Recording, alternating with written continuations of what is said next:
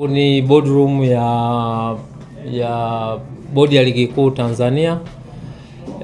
Awali ya yote napenda kuwashukuru kwa commitment yenu. Siku zote nimekuwa nikisema kwamba bodi ya ligi kuu Tanzania miongoni mwa watu ambao ni sehemu ya ukuaji wa bodi, ni sehemu ya ukuaji wa mpira wetu wa miguu, basi ni waandishi wa habari. Na leo umedhihirisha kwa vitendo. Tangu asubuhi nafikiri saa 2, saa 3 mpaka saa hizi saa 8 na kwenda saa 9 tuko hapa kwa ajili ya kupata briefing. Kwa hiyo binafsi nawashukuru kwa niaba ya bodi na shirikisho la mpira wa miguu Tanzania. Kwa kweli nawashukuru kwa commitment yenu, nawashukuru kwa namna ambavyo mnavyosemea mpira wetu. Leo tulikuwa na kikao na wenzetu wa Yanga African Sports Club. Kama mnavyojua ni utaratibu wa kawaida bodi kuweza kukutana na wadau wake, mdau mkubwa akiwemo vilabu. Kwa hiyo tulikuwa na hicho kikao. Leo tulikuwa na hicho kikao. Itakumbukwa kwamba bodi ya ligi kuu Tanzania ni chombo cha vilabu. Na pale wenye chombo chao wanapokutana na watendaji na mamlaka za chombo chao, basi kwa kweli siku zote kumekuwa ni jambo ambalo sisi kama bodi, kwa maana ya good governance, kwa maana utawala bora, ni kitu ambacho tunakifurahia na kitu ambacho tunaamini kinaweza kikatuondoa kwenye migogoro na kutupeleka pale ambapo kila mmoja anatamani kuweza kufika. Sisi sote ni mashuhuda, kumekuwa na sintofahamu kubwa katika mchezo namba 184, mchezo baina ya Yanga na Simba ambao tuliwailisha pale tarehe 8 nafikiri Machi. Na tangu tulivyowailisha kumekuwa na mambo mengi yamepita hapa katikati. Mara baada ya kuwailisha tulipokea malalamiko kutoka kwa wenzetu wa Yanga wakijaribu kuomba bodi ya ligi kuu kupitia kamati yake ya usimamizi na uendeshaji iweze kuona namna gani nzuri ambavyo inaweza kuwapatia pointi 3, lakini pia kulikuwa na malalamiko mengine ambayo waliainisha katika barua yao. Bodi likaa ikaweza kuwajibu na baada ya kumaliza kuwajibu kupokea, wenzetu wa Yanga kuridhika na majibu ya bodi. Kwa hiyo ikapelekea kwenda kupeleka malalamiko yao katika chombo cha juu na cha mwisho cha masuala haya ya usuluhishi wa mambo ya michezo, ambacho kimepewa dhamana na shirikisho la mpira wa miguu duniani.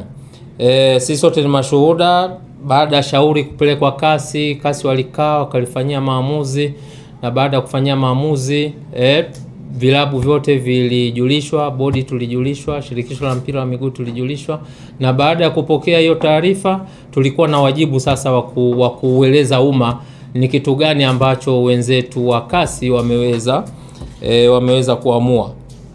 Kwa hiyo baada ya yale maamuzi sisi tuliamini kwamba kila kitu kimefika mwisho, na kwa mujibu wa utaratibu wa masuala ya mpira, kwa mujibu wa kanuni zetu tulizokuwa nazo zinatambua kwamba pale kunapotokea mgogoro wowote unaohusisha masuala haya ya michezo ya ligi, unaohusisha ligi, basi chombo cha mwisho chenye maamuzi ni kasi. Lakini ukienda kwenye katiba pia shirikisho la mpira wa miguu nayo inatambua hivyo. Ukienda kwenye governing regulation ya bodi ya ligi kuu ambacho ni chombo cha vilabu, ambapo wenye chombo chao ni vilabu, pia inazungumzia hayo mazingira. Pale itakapotokea sintofahamu, mgogoro wote ambao umetokea katika mchezo wa ligi, basi chombo ambacho kimepewa dhamana cha mwisho kabisa cha kufanya maamuzi kwa mujibu wa katiba ya shirikisho la mpira wa miguu duniani ni FIFA. Lakini pia hata katiba ya vilabu vyenyewe hivi ambavyo vinashiriki ligi zetu zote 3 ambazo tunazosimamia, pamoja na zile ligi za kule chini, kwa maana ligi za wilaya, ligi za mikoa, zote lazima katiba za kila timu lazima ziseme kwamba itakapotokea mgogoro wowote unaohusisha masuala ya michezo, kwa maana ya ligi na vitu vya aina hiyo, basi chombo cha mwisho kitakachokuwa na mandate ya kumaliza huo mgogoro ni kasi. Na unaweza ukaona kwamba sisi tulisimama tukiamini kwamba swala hili limefika kasi, limeisha. Kwa hiyo tuliendelea na utaratibu wetu wa kutangaza ratiba, tukaupangia huo mchezo ratiba namba 184 kwamba utachezwa Juni 15. Lakini bado pia kuliendelea na sintofahamu nyingi, sisi sote ni mashuhuda. Katika busara ya kawaida kama nilivyotangulia kusema kwamba Bodi ya Ligi Kuu Tanzania ni chombo cha vilabu, kwa hiyo kina wajibu pale mwenye chombo chake anapoonyesha kulalamika ama anapoonyesha kuto kutendewa haki, basi tuna wajibu wa kuona namna gani ambaye tunakutana naye, tunazungumza na vitu vya aina hii. Kwa hiyo tosha kusema kwamba katika kutekeleza haya ambayo nimetangulia kuyazungumza, leo tulikuwa na kikao na wenzetu wa Yanga kama ambavyo nilivyosema. Na msingi wake mkubwa ni kuona namna gani ambavyo tunatoka katika hii sintofahamu iliyojitokeza tangu huo mwezi wa 3. Tumekuwa na kikao kizuri, ni declare interest kwamba tumekuwa na kikao kizuri. Ni aina ya vikao, ni aina ya transparency ambayo kama vyombo, kama bodi, kama vilabu ndio aina ndio platform pekee kwamba kunatokea tatizo, mnaandikiana barua, mnakutana, mnajadili mambo yenu kwa pamoja, and then mnatengeneza mwelekeo ili muweze kutoka hapo mlipofika. Kwa hiyo kwenye kikao chetu wenzetu wamekuja na mambo manne. Wenzetu wamekuja na mambo manne ambayo sisi kama bodi, kama secretariat tuna wajibu ya kupokea na kuyachakata. Sio kupokea tu, tunapokea na kuyachakata, na yale ambayo mnaona kwamba yako ndani ya skopu ya Bodi ya Ligi Kuu kwa maana kuyafanyia maamuzi, basi tunayafanyia maamuzi. Kwa yale ambayo tutaona kwamba yako nje ya uwezo wetu, basi tutapeleka kwenye mamlaka husika ili yaweze kufanyiwa kazi na yafanyiwe maamuzi pia. Kwa hiyo kwenye mambo manne, jambo la kwanza ambalo tumepokea kutoka kwa wenzetu baada ya majadiliano marefu, azimio la kwanza ni kuvunjwa kwa kamati ya usimamizi na uendeshaji ya Bodi ya Ligi Kuu. Sisi sote ni mashuhuda, kila baada ya mizunguko kuna kamati ambayo ipo kwa mujibu wa kanuni tulizojiwekea. Ukisoma governing regulation ambayo hii ina govern utendaji wa kila siku wa bodi, unaweza ukaona kwamba imetaja kwamba kutakuwa na kamati ambayo imekasimiwa madaraka kwa ajili ya kusimamia na kuendesha ligi. Lakini ukienda kwenye kanuni pia imezungumzwa. Kwa hiyo hilo lilikuwa ni ombi lao ama takwa lao ambalo wameliwasilisha leo. Jambo la pili ni kujiuzulu kwa afisa mtendaji mkuu. Jambo la tatu kujiuzulu kwa katibu mkuu wa Shirikisho la Mpira wa Miguu Tanzania, na jambo la 4 ni kuona kwamba Bodi ya Ligi Kuu Tanzania inakuwa huru, kwa maana inakuwa inakuwa chombo huru, inakuwa legal entity.